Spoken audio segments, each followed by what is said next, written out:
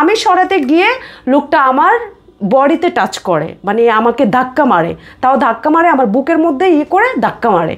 তো আমিও খাইছি যে মার, শুধু সে আমার, মানে আমি তারে দিই নাই, আগে তো সে আমারে দিয়েছে।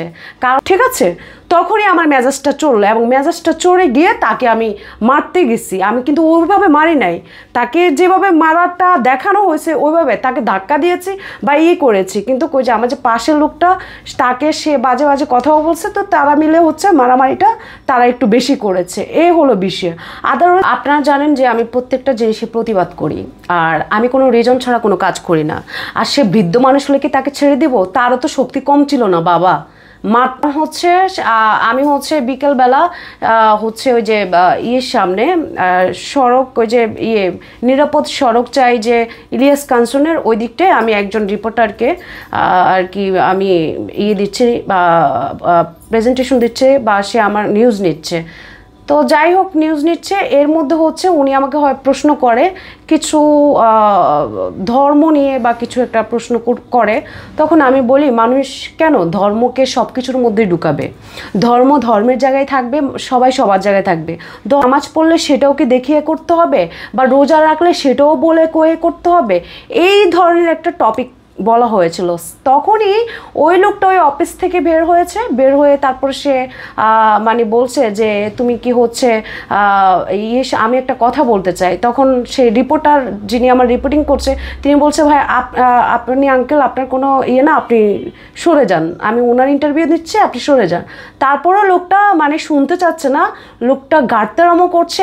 ইভেন লোকটা বলছে যে বিধানে কোন বিধানে কি আছে। তখন মানে হচ্ছে এক প্রকারের হচ্ছে উনি আমাকে একটা মানে যে কোনো একটা কথা বলে যে তোমার নিজেরই তো পোশাক বা কিছু একটা বাজে একটা রিউমার করে, ঠিক আছে?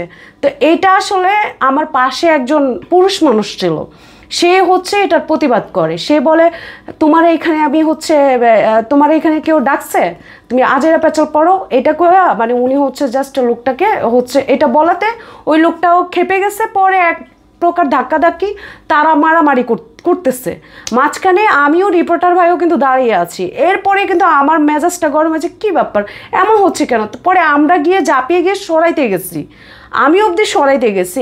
এখানে আহামরি কিছুই হয়নি যে হচ্ছে শুধু আমার বিষয়টা নিয়ে হচ্ছে কথা বলছে বা আমার বিষয়টাকে জাস্ট ফোকাস করেছে, আমার বিষয়টাকে নিউজে মানে ছড়ানো হয়েছে। তো সে যে অন্যায় করেছে, সে কি বুড়ো সে বেঁচে গেছে? মানে সে ভালো মানুষ, সে টুপিওয়ালা দাড়িওয়ালা বৃদ্ধ মানুষ, তার তো শক্তি কম না। ইভেন সেইটাও নয়, দেন কি হলো, আমার ওই যে আপনারা একটা জিনিস দেখেছেন যে হচ্ছে আমার সাথে যে ভাইটা মারামারি করেছে তার হাতে একটা ব্যাগ ছিল, সাদা ব্যাগটা ছিল। ওই বুড়োটা সেই ব্যাগটার মধ্যে, আমার এই ব্যাগটার মধ্যে টাকার ব্যাগ ছিল, ইভেন আমার হচ্ছে স্ট্যান্ড ছিল, আমার ইয়ারফোন, আরও অনেক কিছু ছিল। ওই ব্যাগটা মাঝখানে যখন পাবলিক ভিড় হয়ে গেছে, ওই লোকটা ওখান দিয়ে উধাও হয়ে গেছে। তাহলে বলেন, আমি তো ওনাকে মারতে যাই নাই, আমি তো আইনের আশ্রয় কীভাবে নিব? আইনের আশ্রয় কীভাবে নিব, কেন নেব ওনার বিরুদ্ধে? উনি যখন এটা, তখন তো আমরা কথা বলছি, আমি তো যখন আমাকে কথা বলছে আমি এটা করে নিয়েছি, কিন্তু আমার পাশের যে পুরুষ মানুষটা ছিল তার সেটা গায়ে লাগছে, কারণ তার খারাপ লাগছে যে আমার সামনে একটা মেয়েকে মানে একটা বাজে একটা কথা বলছে। উনি তার সাথে আলোর মানে হচ্ছে সিনক্রেট করেছে। আমি কি সিনক্রেট করেছি? অবশ্যই না, আমি কোনো রকমের সিনক্রেট করিনি। ফার্স্ট ওই ভাইয়া সিনক্রেট করেছে, আমি থামাতে গিয়েছি বলেই দেন হচ্ছে আমার গায়ে হচ্ছে টাচ করেছে। তাহলে এখানে আমার দোষটা কোথায়? ভিডিওতে স্পষ্টই দেখা যাচ্ছে যে আপনি ওনাকে, এটা তো পরে ভিডিওতে আপনারা যখন দেখেছে আমি মারতেছি সেটা তো পরে। আগে কি হয়েছে ওখানে যদি ক্যামেরা থাকে তাহলে দেখবেন আগে কে কি করেছে, কি হয়েছে, কে কি বলছে। শুধু কি আপনার সাথে আমার মারামারি ঝগড়াঝাটি হবে নাকি? কিছু না হলে আপনি